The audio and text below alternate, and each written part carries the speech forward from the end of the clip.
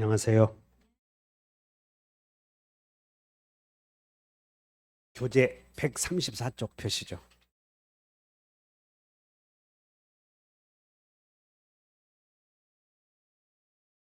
문제집은 아예 가등기 담보 등에 관한 법률을 이렇게 배워놓으세요. 문제집은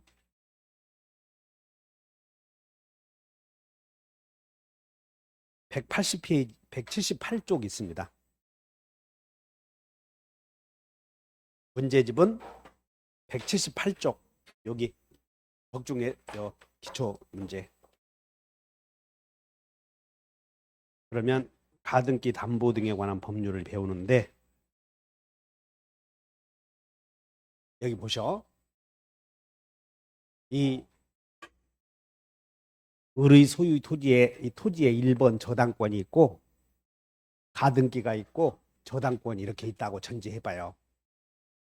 그럼 이 가등기라고 하는 것은 여러분들 아시는 것처럼 가짜 등기가 아니고 예약 등기야. 예약 등기 또는 예비 등기다. 이렇게 배우시는 거예요. 예약을 해놨다고. 뭘 예비했는지는 잘 몰라. 그러면 이 가등기에는 이중매매를 방지하기 위해서 이루어지는 보전 가등기도 있고 지금 배우는 담보 가등기는 뭐냐면 담보 가등기는 돈 받기 위해서 하는 것이야 이게. 그래서 가등기 유형에는 크게 두 가지가 있어요. 하나는 가등기 유형에는 하나는 여러분들 청구권 보전, 나중에 본등기에서 권리 취득하려고 하는 수단으로 이루어지는 등기를 보전가등기. 그다음에 돈 꿔주고 돈 빌려주고 돈을 갚지 못하면 본등기에서 권리 취득하기 위해서 하는 등기를 담보가등기. 자, 읽어본다. 보전가등기, 담보가등기. 그럼 보전가등기는 어떤 기능을 하냐면 보전가등기는 나중에 진짜로 본등기를 하는 거예요. 본등기를 해서 소유권을 취득해버려. 만약에 소유권 이전 청구권 보전 가등기는 소유권 취득할 것이고 저당권 설정 청구권 보전 가등기는 저당권 취득할 것이고. 근데 지금 담보 가등기는 보전 가등기처럼 나중에 본등기해서 어떤 권리를 취득하는 수단도 있고 그다음에 담보니까 여러분들 담보 이런 말이 들어가면 경매 온다 아셔야 돼. 그래서 담보 가등기는 나중에 경매에서 우선 변제 받을 수도 있어. 그러므로 지금 우리가 배울 가등기는 담보 가등기인데 담보 가등기는 기능이 두 개지. 이중 매매를 방지하기 위한 보전 가등기의 기능도 하면서 경매도 할 수 있다 하시면 돼. 따라서 경매를 통해서 우선 변제 받을 수 있는데 이 경우 담보 가등기는 저당권과 같다. 꼭 기억해야 돼. 그러면 저당권과 같다 지금 우리가 여기 배울 텐데 저당권과 같다 그 말은 경매가 이루어지면 자, 이 가등기는 만약 이 가등기가 우리가 지금 배울 가등기는 여기 보전 가등기를 배우는 게 아니고 담보 가등기를 배우려고 하므로 이 가등기는 담보 가등기라면 이 토지는 누가 경매하든 간다 산다. 다 동생들 데리고 간다는 거예요. 다 데리고 가. 그리고 만약에 이 가등기가 나중에 가등기에 의해서 이렇게 요 시점에서 본등기를 하면 가등기와 본등기 사이에 양립할 수 없는 모든 등기는 다 직권 말소되잖아요. 그러므로 이 가등기는 제가 선택할 수 있어. 이 가등기는 보전 가등기는 경매에서 우선 변제 받거나 본등기에서 소유권 취득하거나 선택할 수 있는데 이 가등기 담보 등에 관한 법률에서 배울 내용은 경매를 위해서 우선 변제 받는 방법을 배울까요? 본등기 하는 절차를 배울까요? 눈치가. 경매에서 둘 중에 하나 얘기해. 그냥 경매는 배우는 게 아니야. 그냥 가등기에 대하여 본등기에서 땅에 대한 소유권을 취득하는 절차를 배운다 하시면 돼. 그러면 이 가등기가 되어 있을 때 이게 가등기가 담보 가등기인지 보전 가등기인지는 등기부의 형식을 통해서는 몰라. 등기부의 형식을 통해서는. 왜냐하면 이게 가등기가 보전 가등기라고 담보 가등기라고 하더라도 담보는 돈 받는 거 아니야? 채권 내기에 대해서 기재가 안 되거든. 그냥 소유권 이전 청구권 가등기 이렇게만 되어 있고, 그리고 여기다가 가등기 권리자 을 이렇게만 쓰여 있고, 돈을 빌려준 경우라면 채권액을 기재한다고, 기재하지 않는다고? 기재하지 않아. 그러면 우리는 이제 이 문제를, 이게 그러면 이 등기부에 이렇게 가등기 이렇게 나와 있으면 이 가등기가 경매에 의해서도 소멸하는 그런 담보 가등기인지 경매에 의해서도 소멸하지 않는 보정 가등기인지는 등기부의 형식을 통해서는 몰라. 등기 형식만은 갖고는 모르고 거래 실질과 읽어보다 당사자의 의사 해석, 이걸 머릿속에 담아둬야 되는데, 이게 뭔 얘기냐면 이 가등기가 되어 있는 부동산에 누군가 경매를 신청했다고. 경매, 여기서 경매 등기가 이루어지면 이 가등기가 담보 가등기라면, 경락인이 나타나면, 담보 가등기라면 경락인이 나타나면 간다 산다. 담보 가등기라면 간다니까. 경매에서 소멸해버리니까. 그러면 이 가등기가 되어 있을 때 누군가가 경매를 신청하면 법원은, 하나의 법원은 이 가등기 권리자에게, 야, 이 가등기가 경락인에게 대항할 수 있는 보정 가등기인지 돈 받기 위해서 경매에 의해 소멸하는 담보 가등기인지를 빨리 우리 법원에다 알려다오. 최고를 해. 최고. 근데 이 가등기 권리자가 법원에다가 가만히 있어버린 거야. 법원에다가 알리지 않고 가만히 있어버렸어. 그러면 판단은 법원이, 판단하는 것이야. 법원이, 이 가등기는 경매에 의해서 소멸하는 가등기라고 판단을 해. 소멸하지 않는 가등기라고 판단을 해. 소멸하지 않는 가등기는 보정 가등기야. 소멸하는 등기는 담보 가등기. 보정 가등기는 선순위면 소멸하지 않아. 보정 가등기라면 선순위면 소멸을, 만약에 여기 없다고 봐. 이게 자, 보정 가등기이고 담보 가등기다. 선순위야. 경매에 의해서 선순위라면 담보 가등기는 간다 산다. 담보 가등기 간다니까. 경매에서. 보정 가등기는 간다 산다. 살아. 그러므로 법원이 최고를 했더니 저 가등기 권리자가 버팅기고 있는 거예요. 그럼 버팅기고 있다는 얘기는 날 잡아먹으라 하는 거지. 이 손해가 생겨 안 생겨? 그러므로 법원은 경매에 의해서도 소멸하지 않는 보정 가등기구나 놓고 판단하고 경매를 실행한다. 여기까지 됐나? 문제 봐. 얼른 잊어먹기 전에. 181페이지 181페이지를 봐. 빨리 문제집을 잘 보셔. 내가 여러분 문제풀이 할 때 그냥 여러분들이 틀리기 쉬운 것만 내가 해설해 줄 테니까. 그러면 1번 봐. 181쪽에 유사 문제 1번 32의 문제를 보면 1번의 4쪽만 보는 것이야. 나머지는 강의 들으면 다 알아. 1번의 4쪽에 가등기가 담보 가등기인지 여부는 거래의 실질과 당사자의 의사 해석에 따라 결정된다. 맞아? 맞다 그 말. 이렇게 해결해야 돼. 그러니까 이게 가등기가 탁 나오면 이건지는 등기부의 형식을 통해서는 모르고 버티냐 버티지 않느냐에 의해서 해석한다. 그런 얘기. 동의해? 그러면 이제 우리가 배울 가등기는 담보 가등기를 배워, 보정 가등기를 배워? 담보 가등기. 그러면 경매가 이루어지면 간다 산다. 소멸해버려. 혼자가 동생들 다 데리고 가. 만약에 가등기가 혼자라면 동생들 다 데리고 간다 하시면 돼. 동의해? 그러면 지금 배울 이제 가담법은 언제 적용되냐면 여러분들 이제 134쪽을 봐. 가담 이제 요약제. 가담법이 적용되려거든.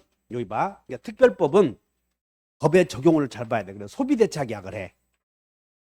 여기 갑과 을 사이 을이 갑으로부터 돈 1억을 빌린다. 그러면 돈을 빌리고 빌려주기를 하는 계약을 다 같이 소비대차 계약. 그래서 돈을 빌리는 사람은 빌려주는 사람과 비교했을 때 빌려주는 사람과 빌려 쓰는 사람과의 차이를 경제적으로 보면 있는 편이야 없는 편이야? 없는 사람이 돈 빌려 쓰잖아. 그래서 돈을 1억을 대여해.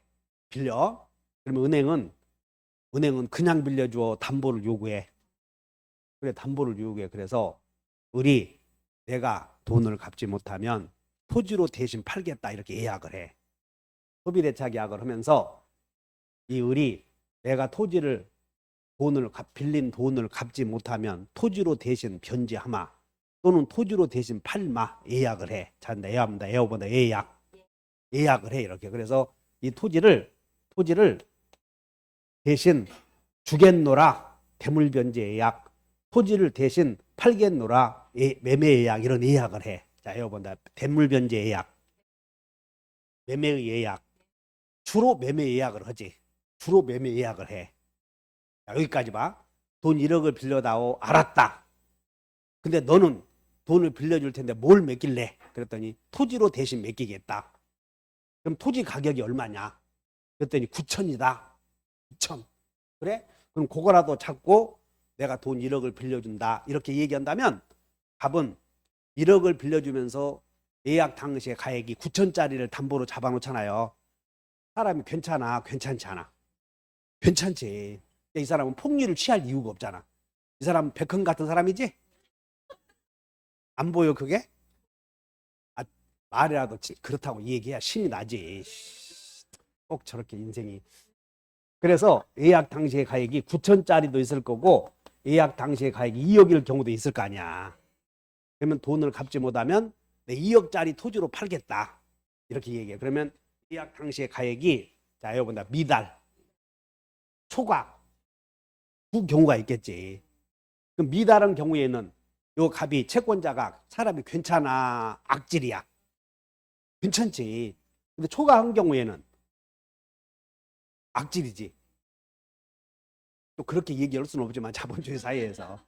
그래서 초과한 경우에는 이렇게 2억 당시 예약 당시가 초과했을 때 가등기 할 거 아니야? 그러면 가등기 권리자가 돈을 갚지 못하면 본등기 하겠지. 그래서 2억짜리를 그냥 꿀꺽 먹을 수도 있어. 그럼 법에서 인정해야 돼? 인정하지 말아야 돼? 그래서 우리가 그 만든 법이 국회의원들이 만든 법이 가산법이야. 그럼 이런 경우에는 초과한 경우 나중에 가등기에 서 본등기 하더라도 그냥 먹으면 안 돼. 적당하게 다 계산해 줄 것 해주고 돌려줄 거 돌려주고 해서 권리 취득하라. 대신 변제기가 도래했을 때 돈 갚을 날이 도래한 거야. 이렇게 갚을 날이. 그러면 변제기가 도래했을 때 갑이 돈 갚아라 독촉오고 네가 돈 못 갚으면 네 마누라로 잠시 만나자. 얼마나 불안하겠냐고 이런 게. 그러니까 마누라 대신 보내라 그러면 지금 1억을 빌려주고 2억짜리를 가등기 해놨는데 너 지금 당장 돈 못 갚으면 네 마누라라도 다방으로 보내. 마음이 불안하잖아. 그러니까 마누라 보내는 게 나아. 너 먹어라 하는 게 나아. 사람 두 종류가 있겠지. 차라리 마누라 보낼게 하는 사람도 있겠지. 그래서 초과한 경우에는 자 예약 당시의 가액이 차용액과 그에 붙인 이자의 합산액을 초과하잖아요. 그때만 가산법이 적용이 돼. 미달하면 적용되지 않는다. 그래서 이제 초과했어. 그러면 내가 돈을 갚지 못하면 토지로 대신 팔겠다 해서 그 말만 계약서 써놓으면 안 되잖아요. 그래서 가등기 해놔야 되겠지. 그럼 가등기 담보계약을 해서 가등기 담보 설정해 주는 사람은 채무자 또는 소유자겠지. 이게 저당권과 똑같아. 그 다음에 가등기 담보권자는 당연히 채권자겠지. 그래서 이렇게 가등기나 이전등기 해두면 가담법이 적용이 돼. 자, 여러분 소초가에 적용된다. 외워버려. 그래서 가담법의 적용은 1번에 채권이 소비대차에서 생긴 것일 것. 소 동그라미 쳐 얼른. 요약집에 소. 예약 당시의 가액이 차용액 및 이에 붙인 이자의 합산액을 초과할 것. 초 동그라미 쳐. 초. 그리고 이렇게 봐. 돈 1억을 빌려다오. 돈을 갚지 못하면 1억짜리 토지로 대신 변제역에다 계약서만 써봐야 가등기 안 해두었다면 법에 적용될 일이 없지. 그래서 가등기 했어야 돼? 안 했어야 돼? 아니면 나중에 가등기 기하여 본등기 하는 경우가 생길 텐데 채권자가 미리 이전 등기 해달라고 하는 것이야. 미리. 그러면 자 여러분들 이전한다. 양도 이전해 둠으로써 채무 이행을 보장하는 수단을 다시 한번 양도담보. 가등기라는 수단을 통해서 채무 이행을 믿게 했다면 가등기 담보. 아예 소유권 이전 등기 해 둠으로써 채무 이행을 믿게 했다면 양도담보. 두 가지 있다 이게야. 그래서 가등기 했으면 무슨 담보? 가등기 담보. 이전 등기 했으면 양도담보나 매도담보 두 유형이 있어. 그러면 이 경우에 가담법이 적용이 되는데 이때 담보계약에 저당권 설정 계약의 저당권 설정 계약의 당사자가 똑같아.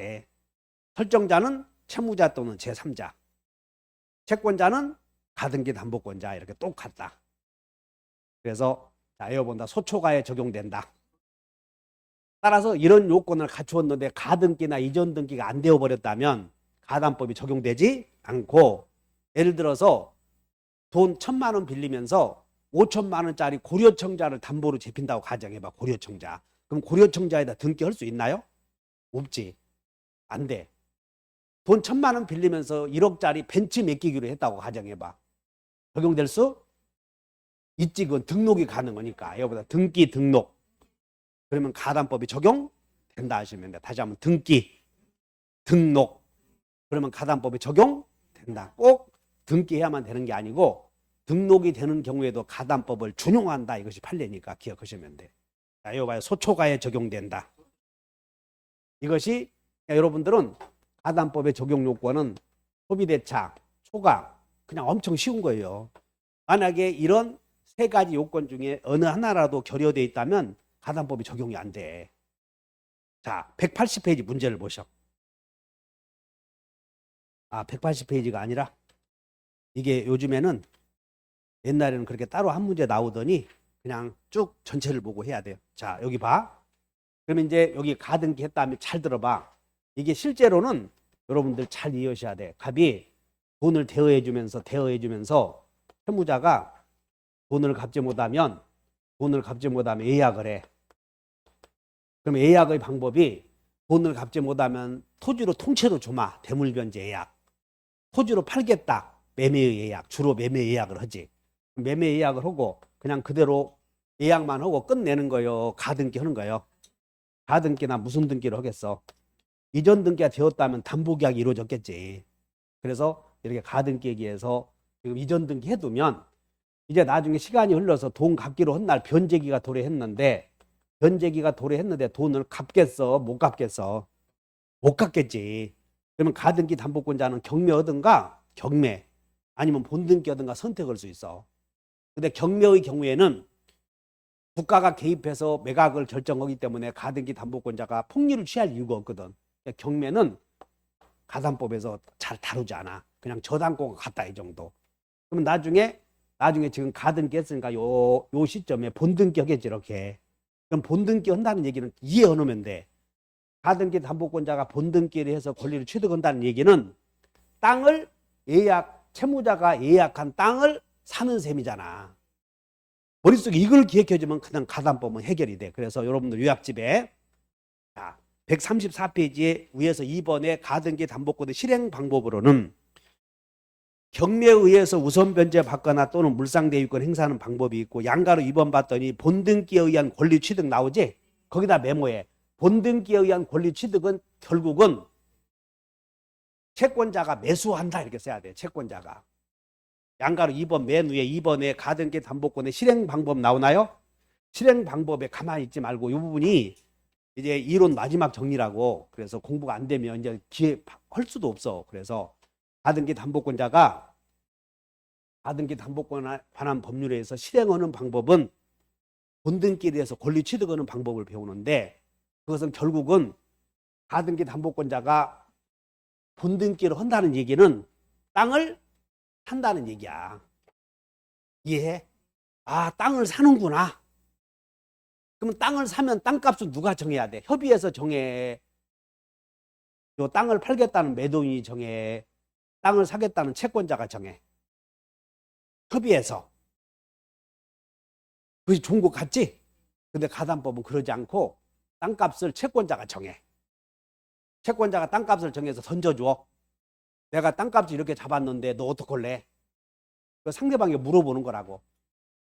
내가 땅값을 이렇게 잡았다. 그래서 땅값을 잡았다는 걸 던져줘. 그 채권자가 던져주면 채무자가 오케이. 그러면 끝이 나고 좀 더 주시오. 할 거 아니야. 그럼 더 줘야 돼. 주지 말아야 돼. 더 못 주겠으면 경매하면 되는 거예요. 이렇게. 무리하게 채권 매수인이 땅값을 무리하게 요구할 수도 있잖아요. 그럼 경매해버리면 되지. 그렇게 이해한다 하시면 돼. 그러면 이제 밑에 2번 봤더니 가등기 담보권의 실행 방법으로는 1번 경매, 2번 본등기, 3번은 제3자가 경매. 이거 봐. 만약에 이거 봐. 선순위 저당권자 경매 오면 가등기 담보권자는 지금 선순위 저당권자가 경매 오면 가등기 담보권은 법원에서는 네 가등기가 담보 가등기인지 이중 매매를 방지하기 위한 보전 가등기인지 알아 몰라. 법원에서는 모르니까 만약에 담보 가등기라면 우두커니 기다려야 돼. 채권 신고해야 돼. 양과를 3번 봐. 3번 봤더니 제3자의 경매 시에는 채권 신고 없이 하면 틀려 이런 거죠. 채권 신고 후 동그라미 치는 거예요. 후. 그리고 이 강의를 들었을 때 여러분들이 누군가가 여러분들에게 가담법을 배웠는데 한번 설명해보라 한다면 나같이 설명을 자세를 가지고 강의를 들으라고. 그래야 공부가 되는 거예요. 그냥 우두커니 있다가 집에 가서 한 번 더 보고 해야 되겠다 그러면 안 돼. 공부가. 그냥 머릿속에 잘 정리해서 내가 논리를 설명해 주잖아요. 지금. 그러면 이제 가등기 담보권자가 본등기 하려거든 청산금 있잖아요. 매매 대금을 줘야 돼. 그래서 자 변제기가 도래오면 잘 들어. 변제기가 도래오면 돈 받을 날이 된 거예요. 벌써. 그럼 가등기 담보권자가 채무자에게 야 내가 본등기 해서 권리 취득을 하려고 하니 그리 알아라 라고 실행 통지를 해. 자, 밑으로 봐. 보유약집 실행 통지 3번 봐. 실행 통지의 상대방은 자 여기보다 채무자 등. 지금 번호가 3번 봐. 요약집 번호 3번 쳐 있나? 지금 본등기 하려거든 실행 통지를 한다고 3번이. 근데 그 통지는 받을 사람이 있을 거 아니야. 그래서 통지의 상대방이 이렇게 하죠. 통지의 상대방은 채무자 등이라고 쓰여 있나요? 그 사람들은 누구냐면 가등기 권리자가 본등기 하잖아. 그러면 소유권을 상실하는 사람들을 채무자 등이라고 그래. 그래서 거기다가 채무자 등에는 자 여러분들 채무자, 물복, 제3취득자. 그러면 이 사람들은 알아야 돼. 채무자 등 모두에게 해야 돼. 모두에게. 한 사람에게만 모두에게. 그래서 실행 통지가 채무자 등에게 도달해야 되는데 여기서 채무자 여기 봐라 이게 채무자 등 A and B, U and I are friend. 그러므로 and 나오면 A and B는 두 명이야. 근데 등 나오면 어떻게 나오냐면 U, I, and she 이렇게 나온다고. 민법 영어도 마찬가지고 민법에 그냥 등 나오면 제시어가 3명이야. 3명 이상. 등 나오면 제시어가 몇 사람 이상? 국어까지 다 가르쳐 줘야지. 그래서 거기다가 등 그랬으니까 한 사람이요, 두 사람이요, 등장인물이 3사람 이상이겠어. 3사람 이상에. 그래서 모두에게 해야 돼. 그래서 채무자 등 나오면 실행 통지가 채무자 등에 도달해야 되고 한 사람에게 모두에게 꼭 외워야 돼. 다시 모두에게 실행 통지를 하지 않잖아요. 그럼 통지 안 한 것 같아. 그래서 이 실행 통지가 채무자 등에게 도달한 날로부터 몇 개월이 경과해야 되냐면 2개월이라는 청산기간을 거쳐야 돼. 가담법에 제일 중요한 것이 청산기간이야. 그 6번 나오지 왼쪽에. 그러면 여기 이 가등기 담보권자는 2개월이라는 청산기간 동안에 행한 모든 행위는 다 무효가 돼버려. 무효. 그래서 청산기간이라고 하는 기간 동안에 채무자도 어떤 조치를 한다든가 가등기 담보권자 만약에 채무자가 청산금 청구권을 양도한다든가 두 사람이 청산을 하지 않고 변제여기라는 특약을 했다든가 등등의 행위는 다 무효다 하시면 돼. 요 기간 동안에 이루어진 모든 의사표시는 유효야 무효야? 채무자가 했든 채권자가 했든 특약이든 전부 효력이 없다 하시면 돼. 청산기간 중요해 안 중요해? 네, 그래서 채무자 등에게 도달해서 그 실행 통지의 상대방은 채무자 등에게 모두 해야 되고, 만약에 그중 어느 하나에게 어느 한 사람에게만 통지를 하지 않으면 청산기간 자체가 진행되지 않는다. 이것이 포인트니까 아셔야 돼. 그래서 모두에게 해야 된다 하시면 되고, 그러면 이제 그 중에서 여기 봐. 요 가등기가 되어 있고 그 앞에가 저당권이 있지? 자, 요 선순위 권리자. 그리고 가등기 후에 2번 저당권 나왔잖아. 이런 사람들 뭐라고 하면 돼? 후순위 권리자다 그래. 그럼 여러분들이 기본 지식이 이 가등기에서 본등기 하면 가등기와 본등기 사이에 있는 저당권은 살아야 돼? 죽어야 돼? 한다고 한다면 말도 안 돼. 다 죽어. 임차인은 죽어 안 죽어? 죽지. 또 눈에. 그럼 가등기 하나만 할 거 아니야.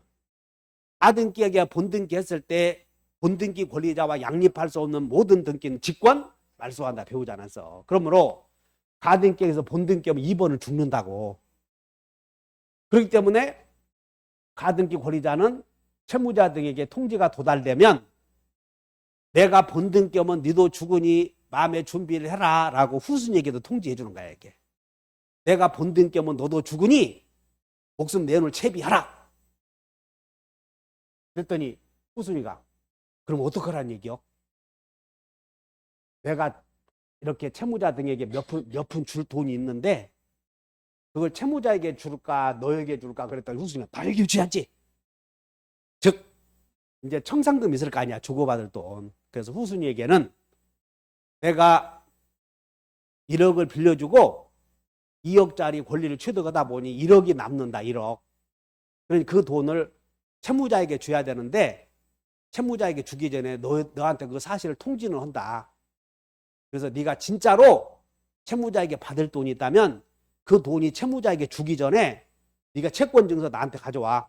그럼 내가 대신 변제해 줄 테니 라는 조치를 취해서 후순위에게도 통지해 줘야 돼, 안 해줘야 돼요?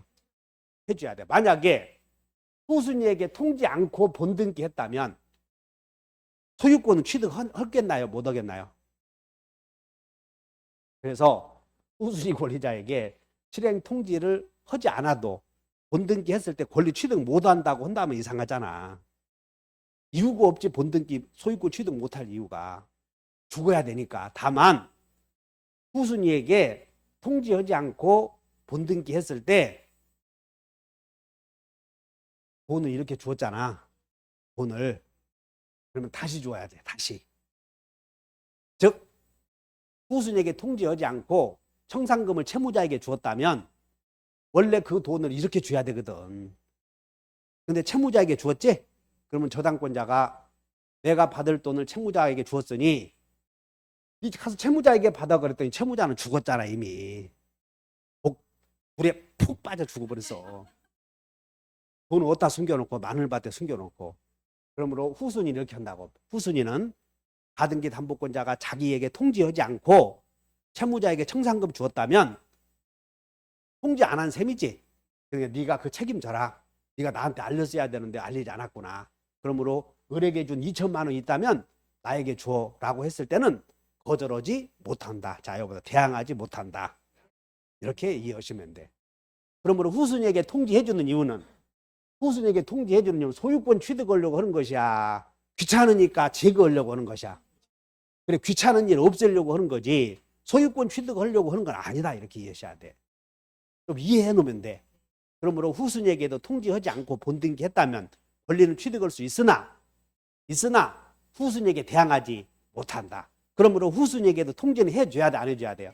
해줘야지. 이거보다 채무자 등 후순위 권리자 이 사람에게도 통지를 해줘야 돼. 통지의 상대방이. 그런데 여러분들 교재는 본등기 하는 과정에서만 내가 했기 때문에 본등기 하기 위해서는 통지 안 해도 되는 거야. 그 다음에 제일 중요한 것은 통지 내용이야. 실행 통지 내용. 그래서 여러분들 거기에 4번에 통지 내용 나오나요? 거기다가 음영 처리했지? 거기다가 그 5개를 외우는 거야. 통지 내용에. 통지 내용에 몇 개? 그래도 거기다가 음영 처리했잖아. 중요하다고. 그러면 이제 이게 청산금의 평가액이 뭐냐면 여기 잘 봐. 지금 을이 여기 예약을 할 때, 자, 돈을 1억을 빌리면서 예약 당시에 가액이 얼마라고 그랬어? 2억짜리 아니야. 아까. 그러면 나중에 예약액이 본등기 했을 때 2억을 취득해버리면 이 채무자는 1억을 빌리면서 채권자가 2억짜리 권리를 취득하다 보니 문제가 있잖아요. 그래서 아까 내가 돈을 갚지 못하면 토지로 대신 팔겠다 예약을 했다고 하지 않았어. 그러면 갑이 이 땅을 사는 셈이야. 그럼 땅을 사면 이제 아까 빌려준 돈 1억 있었잖아. 그러면 2억짜리 땅값을 자기가 사니까 2억에서 1억을 뺀 나머지 1억은 돌려줘야지. 그런 걸 청산금이라고 그래. 그걸 뭐라고? 그러니까 결론은 가등기 담보권자가 땅을 산다고 하지 않았어. 그러니까 청산금은 결국은 따라서 잔금. 잔금이야, 잔금. 그럼 여러분들 매매에서 잔금은 누가 줘? 매수인이 잔금을 줘? 매도인이 잔금을 줘? 매수인이 잔금 주잖아요. 자, 여기다 잔금 지급과 소유권 이전은 누가 먼저 이행을 해? 동시행한다고 이런 말들이 나오면 매매에 관한 규정을 딱 머릿속에 생각해야 돼. 그래, 잔금 줘? 그럼 매도인도 등기 서류 넘겨주겠지, 이렇게. 그럼 잔금 지급과 등기 필요한 서류의 교부는 동시행이다, 이런 생각을 해줘야 강의 안 해줘도 마치는 거라고, 이런 게. 그러므로 여기 봐. 그런데 예약 당시의 가액은 2억이고 통지할 때는 여러분 땅값이 올라갈 수도 있고 떨어질 수도 있고 그러지 않아서. 그런데 중개사 사무실에 물어보니까 가격이 2억이야, 2억. 통지 당시에도. 그러면 통지 당시에 가격이 2억이라면 이제 통지 당시에 목적부동산의 평가액을 갑이 우리에게 통지해 줘. 야, 내가 지금 땅값을 얼마로 잡았다. 이거 봐. 통지 당시 목적부동산의 땅값 평가액을 그 2번 봐. 1번 봐. 통지 당시에 목적부동산의 평가액 나오나? 그게 땅값이야, 땅값. 요거 봐. 내가 땅값을 얼마로 정했다라고 통지해 주라는 거야. 땅값을. 그런데 통지 당시에 목적부동산의 객관적인 땅값이 얼마냐면 2억이었어. 2억. 객관적인 땅값이 얼마라고? 2억인데 이것을 2억 2천으로 통지해 주는 경우도 있을까요? 있을 수 있지. 그리고 1억 8천으로 삼는 경우도 있잖아요. 그러면 땅값을 2억 2천으로 잡았다면 줄 잔금이 늘어나겠지. 이게 청산금의 평가액이 땅값을 어떻게 정했느냐에 따라 달라진단 말이야, 이게. 그러니까 제일 중요한 게 통지 당시의 목적부동산의 평가액이 제일 중요해. 내가 땅값을 얼마로 잡았다, 이렇게. 됐어? 그럼 여기서 봐. 2억 2천에서 이걸 2억 2천으로 잡았다면, 1번의 경우 2억 2천으로 잡았다면 예약 당시의 가액이 이제 통지 당시의 가액이 2억 2천이고 차용금이 1억 아니야? 아까 1억 빌려줬잖아. 1억에다가 이자 한 1,000만 원 하고 1억에다 이자 1,000만 원 빼서 1억 1천을 주면 가등기 담보권자가 채무자가 1억 1천을 주었다면 나중에 선순위 저당권자 경매 오면 또 세대버려. 만세 불러야 된다고. 그러므로 여기에 청산금을 산정할 때는 선순위 채권액도 빼고 줘야 돼. 선순위 채권액. 만약에 선순위 채권액이 선순위 저당권자 5천이 있다면 그 5천을 자기가 받아두었다가 경매 실행한 걸 막아서 대입변제해야 된단 말이야. 그러므로 청산금을 산정할 때는 통지 당시의 목적 부동산에 이런 거 평가해 주는 거야. 그리고 자, 1억에서 1억 1천 빼고 선순위 채권이 얼마였어요? 5천. 그러면 이렇게 했더니 1억 6천 아니야. 그러면 이제 얼마 주면 돼? 이렇게 했다면 1억? 2억 2천이니까 5천 준다고 하겠지, 이렇게. 맞아? 1억 1천, 5천. 그러면 2억 1천에서 1억 6천 빼면 5천 남잖아. 6천 남지. 그러면 6천 준다고 한 게 청산금이야. 6천. 그런데 이것을 만약에 목적물의 가격을 1억 8천으로 정했다면 1억 6천을 빼봐. 1억 6천을 빼면 얼마 남아? 2천 남지? 이게 청산금의 평가액이야. 자, 여보다 청산금의 평가액. 그러므로 청산금의 평가액이 이해해야 돼, 이거. 이거 써갖고 이해 못한다고, 이거. 땅값, 그러니까 여러분들이 땅을 산다 생각하고 이해해봐. 그러면 청산금의 평가액이 늘어나기도 할 수도 있고 낮아질 수 있잖아요. 그럼 이제 이것이 청산금의 평가액이고 이제 청산금은 어떻게 결정되냐면 잘 봐. 청산금의 평가액은 2천으로 통지해 주는 경우도 있어 없어? 있지. 잘 들어.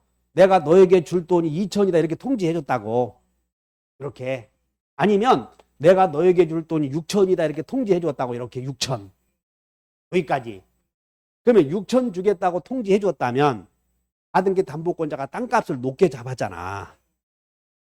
여기까지. 그러면 가등기 담보권자가 땅값을 높게 잡아서 자기 집사람하고 저녁에 등산 가면서 이 얘기를 해. 내가 땅값을 후하게 잡아주었네. 그랬더니 집사람이 야 이놈아 그 2천 교회에다가 헌금하면 되는데 그걸 뭐하러 주냐고. 목사님 지금도 힘든데. 그러니까는 그럼 어떻게 해야 돼? 아 이 사람만 깎어. 땅값을 2억으로만 잡아도 들르면 무더기에 2억 2천 잡았냐는 거야. 그래서 채권자는 이의 제기할 수 있겠어 없겠어? 채권자가 이의 제기하면 왔다 갔다 별짓 다 하잖아. 그래서 여기에 통지 내용에 대해서 채권자는 이의 제기하지 못해. 그런 것들이 쓰여 있어. 그럼 여기 봐. 자, 여기 본다. 청산금. 청산금의 평가액. 그럼 청산금은 얼마 줘야 돼? 2억에서 1억 6천 빼잖아요. 2억에서 1억 6천을 뺀 4천이 청산금이 돼야 되잖아. 맞아? 자, 여기 보다 청산금. 청산금은 객관적인 가격에서 뺀 나머지를 줘야 돼. 객관적인. 만약에 땅값을 1억 8천으로 잡아서 내가 너에게 2천 주겠노라고 통지해 줬다면 채무자는 그것도 고맙네. 해야 돼. 더 주시오 해야 돼. 땅값을 후려쳤잖아 지금. 동네 사람들 다 2억인데 땅값을 후려쳐서 1억 8천으로 잡아서 뺄 거 빼고 어쩌고 해서 2천 주겠다고 한다면 그것도 고맙네 해야 돼. 더 주시오 해야 돼. 이해가 하냐? 그래서 채무자 등은 이의 제기할 수 있다니까. 지금 이게 제일 중요해. 아 이게 땅값 후려쳐가지고 너 이만큼만 준다 그러면 교회 다니므로 좋네 해야 돼? 그래서 이게 지금 제일 중요하다. 청산금. 청산금의 평가액. 청산금의 평가액이고 청산금은 달라. 청산금의 평가액이 2천 주겠다고. 다른 강사처럼 한다. 2천 주겠다고 하면 원래는 4천 객관적으로 평가했다면 4천 받아야 되는데 2천 주겠다고 하면 채무자는 좀 더 주시오 할 수 있다. 4천만 줘도 되는데 채권자가 6천 주겠다고 해서 교회 다녀서 6천. 그럼 깎아야 돼. 그대로 줘야 돼. 그대로 줘야지. 채권자는 이 제기하지 못한다. 여기까지. 자, 문제는 후순위야. 후순위. 후순위에게도 통지해 줘야 되거든. 근데 후순위에게 2천 주겠다고 통지했어. 2천. 내가 채무자에게 줄 돈이 2천이라고 통지해 주었다. 그러니 네가 채무자에게 받을 돈이 얼마인지는 모르겠다마는 2천 주기 전에 그거라도 받아가려면 받아강 하라고 한 거라고. 그러면 제대로 평가했으면 얼마 받아? 4천. 근데 2천 주겠다고 했지. 후순위는 좀 더 주시오 할 수 없어. 이게 후순위는. 그럼 후순위는 어떻게 하냐면 사나이 가슴에 불을 댕긴다. 이 청산기간 내에 하나요 경매를 실행할 수 있게 만들어버렸어. 후순위는 어떻게 하라? 이거 이해 못하면 안 된다. 이 5가지를 평가해 주는데 결국은 1번, 2번이 포인트야 이거. 땅값, 자기 땅값, 줄 돈. 이것이 포인트라고. 근데 만약에 기간이 지나서 땅값이 원래는 예약 당시에 가액이 2억이었거든.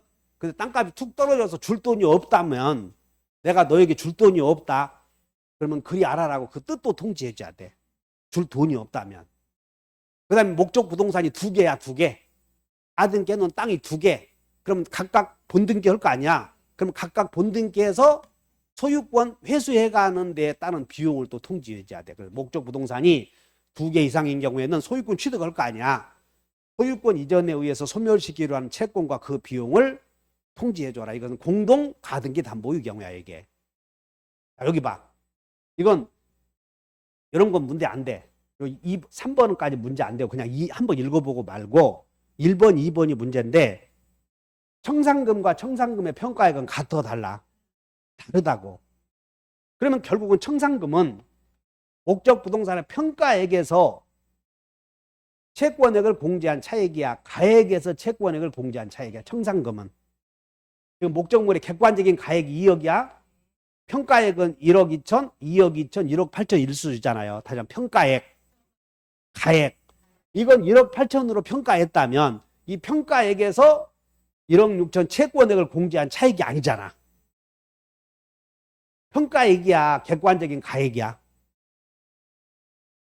지금 정신 차려봐. 이게 포인트라니까. 가담법에서 땅값은 객관적인 가격도 있고 채권자가 높게 잡은 가격도 있고 낮게 잡은 가격 경우의 수가 세 가지 아니야. 다시 객관적인 가격, 2억, 높게 잡은 가격, 낮게 잡은 가격.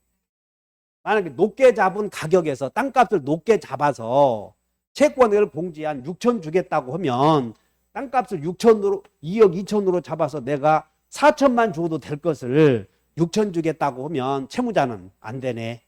좀 너무 더우네. 그래야 돼. 받으면 그만이요. 받으면 그만이잖아. 그러나 땅값을 1억 8천으로 잡아서 1억 6천을 뺀 2천만 원 주겠다고 한다면 이게 이제 2천이 청산금의 평가액이라고. 2천. 그거 받아야 돼. 더 내쇼 해야 돼. 그러므로 결국은 청산금이란 목적분할 평가액이야, 객관적인 가액이야. 이런 씨. 지금 1억 8천이 평가액이야 이놈아. 여기서 뺀 나머지요, 객관적인 가액에서 뺀 나머지야. 지금 1억 6천은 상수야, 상수. 변할 수 없어. 빚이니까 빚. 선순위 오고 자기가 받을 돈 1억 1천, 선순위 5천은 상수라고 변할 수 없고 땅값만 변해. 지금 1억 6천은 공제해야 돼, 안 해야 돼요? 해야 돼. 선순위까지.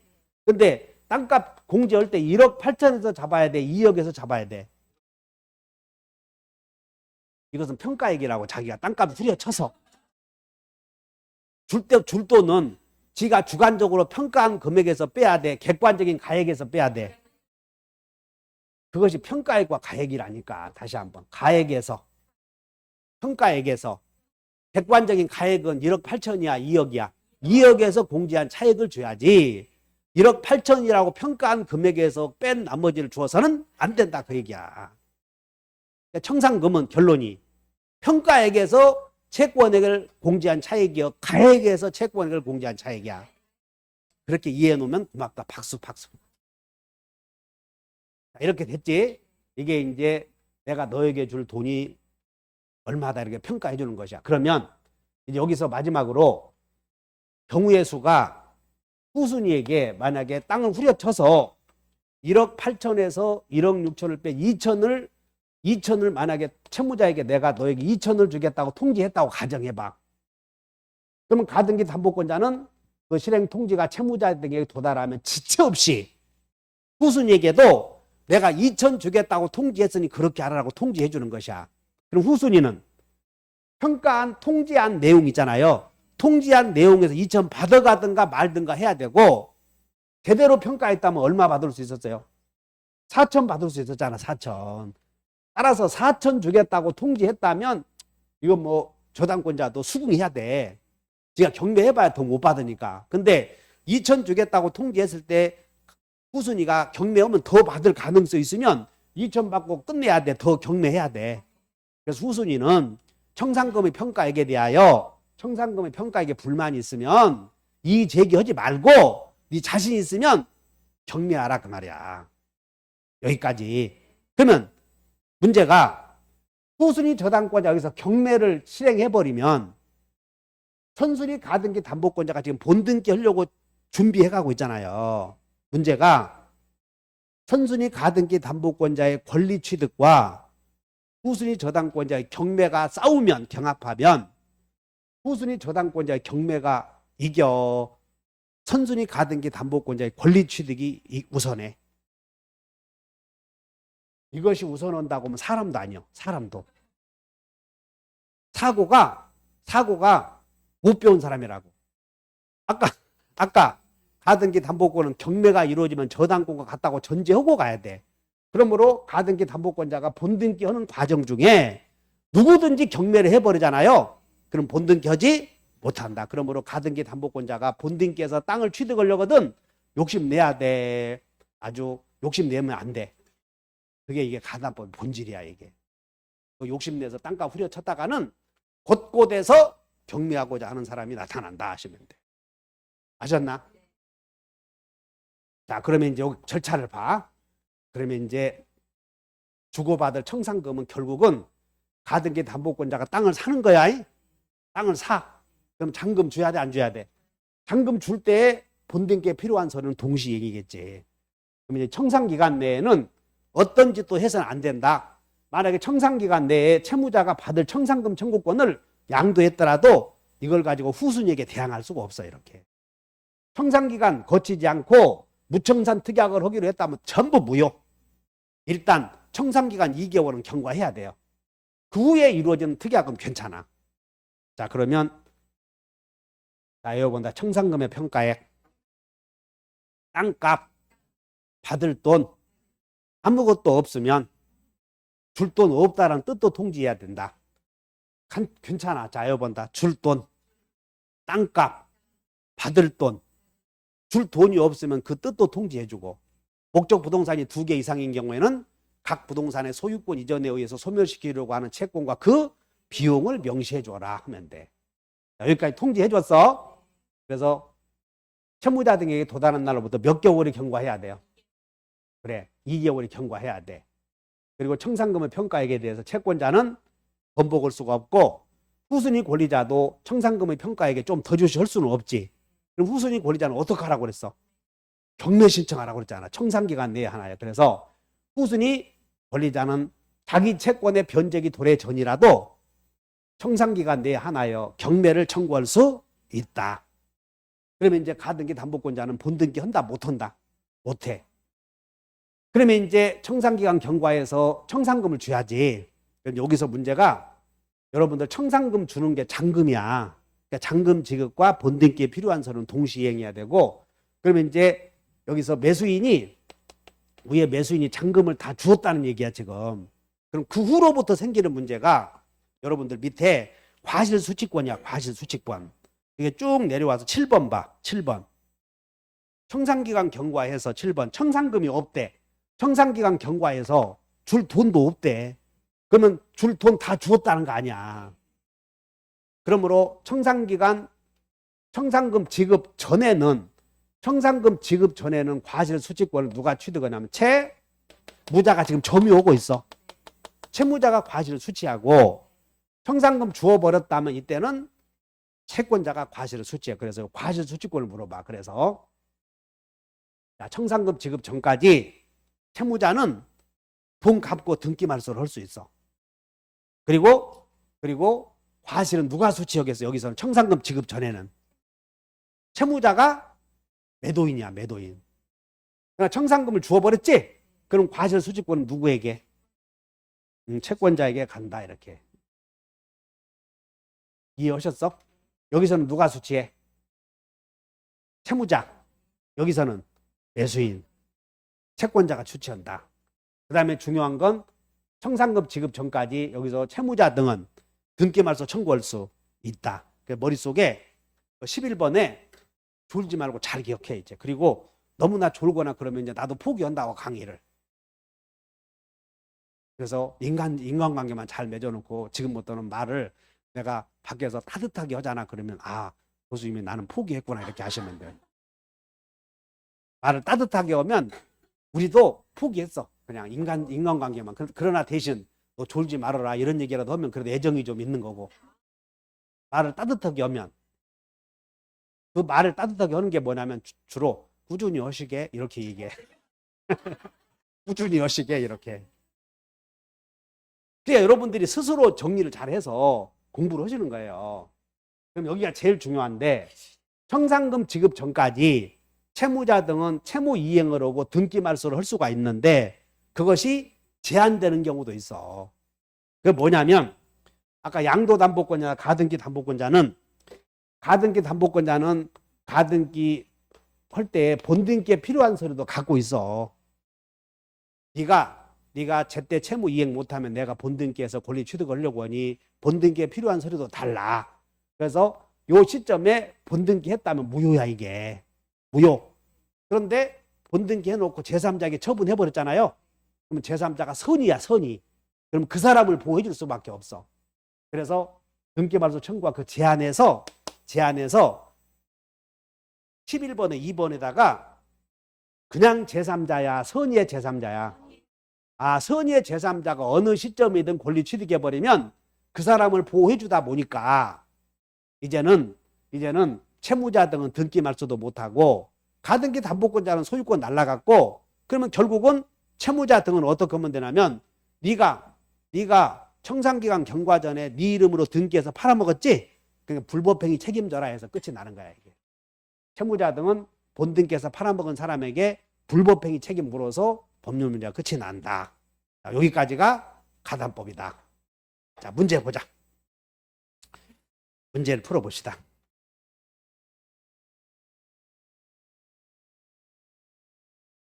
178페이지에 가등기 담보 등에 관한 법률. 을은 갑에 대한 1억 원의 차용금 채무를 담보하기 위하여 자신의 X건물, 그러니까 1억 동그라미 쳐보셔. 1억. 178쪽에 1억 얼마? 그리고 2억 이렇게 써 있잖아. 그래서 2억 원의 감명의로 소유권 이전 등기를 했다. 여기 밑줄 그으셔봐. 소유권 이전 등기를 마쳤다니까 가등기야 양도담보야. 그러니까 양도담보니까 갑에게 이전 등기 되었지 미리. 그러면 제3자가 나타나면 그 사람은 권리 취득하는 거예요. 선의인 경우. 1번. 갑은 X건물의 화재로 을이 취득한 화재보험금 청구권에 대하여 물상대위권 행사할 수? 가등기 담보권은 저당권과 같다고 하지 않았어. 그렇기 때문에 물상대위권도 있다 하는 거예요. 저당권과 같다는 걸 알고 있어야 돼. 그래서 1번 틀렸고 2번. 갑은 을로부터 X건물을 임차하여 사용하고 있는 병에게 소유권에 기하여 봐라. 지금 이 임차인에게 이렇게 이전 등기가 되어 있는데 이 사람은 소유권에 기해서 내놓으시 할 수? 소유권 없어 지금. 양도담보권자니까 소유권 없다고 지금 밑줄 그으셔. 소유권에 기하여 밑줄. 소유권에 기하여 밑줄. 지금 소유권 있는 것이야? 담보권만 있는 것이야? 담보권만 있기 때문에 내놓으시 할 수 없다. 아직 안 돼. 여기서는 청산기간 경과 후에 청산금 주었지? 그때부터는 내놓으시 할 수 있어. 내놓으시. 안 돼. 3번. 양도담보권자 갑은 담보권 실행으로, 그러니까 담보권 실행이다 이 말은 청산금 주었다 그 말이야. 담보권 실행으로 을로부터 임차하여 X건물을 점유하고 있는 병에게, 자 여기 봐, 임차인에게 소유권에 기해서는 내놓으라 할 수 없지만 담보권 실행으로 할 때는 내놓으시 할 수, 즉 청산금을 다 주었다면 이제는 소유권 취득했지? 그러면 그때는 내놓으시 할 수 있다 그 말이야 이게. 1번, 2번을 비교하셔야 돼. 1번, 2번을. 결국은 뭔 얘기냐면 자유의 소유자는 물권적 청구권을 행사할 수 있다. 그건 묻는 거예요 또. 지금 여기는 이미 이전 등기 되어 있으면 여기는 가등기야 이전 등기 되어 있어. 이전 등기 되어 있으면 청산금 주면 본등기할 필요 없잖아요. 그러니까 바로 권리 취득한 거라고 지금. 청산금 주었다면 소유자. 청산금 주기 전에는 소유권 없다. 담보권만 있어. 지금 그걸 물어보고 있는 것이야. 그래서 2번, 3번 잘 비교해 놓으시고. 4번. 갑은 을로부터 X건물을 임차하여 사용하고 있는 병에게 임료상당의 부당이득 반환 청구할 수. 지금 양도담보권자나 가등기 담보권자는 점유하고 있지 않아 지금. 우리는 여기 봐. 과실에는 저당권의 효력이 미치 안 미쳐? 과실에는. 미치지 않는다. 그 말과 똑같아. 그래서 거기다가 메모해요. 차임에다 몇 줄 것이고 차임, 임료에다 몇 줄 것이고 과실 수취권은 누구에게 있냐 이걸 물어. 과실 수취권은 누구에게? 여기 과실 수취권은 채무자에게 있다니까. 청산금 주기 전에는 채무자에게 있어. 그러므로 그걸 부당이득으로 내놓으실 수 없다 해야지. 없다. 그 다음에 5번. 갑이 X건물을 선의의 정에게. 그래서 이제 이 선의의 정에게 나왔나요? 그러면 선의의 정은 권리 취득한다. 여기 청산금 지급 전에 등기 말소할 수 있으나 제한이 있었지? 제3자가 나타나면 그 제3자가 선의이면 그때는 그 사람은 확실히 권리 취득, 함부로 등기 말소 청구하지 못한다. 그래서 밑줄 그어 없이 이전 등기 말소 청구할 수 있다. 틀렸지 않았어. 그러니까 결국은 가담법은 물어보는 게 이걸 물어보고 있어. 다시 등기 말소, 사실 수칙권 이런 것들이 주로 저당권과 관련해서 물어봤구나 하시면 돼. 5분간 쉬었다가 다른 부분 나가죠.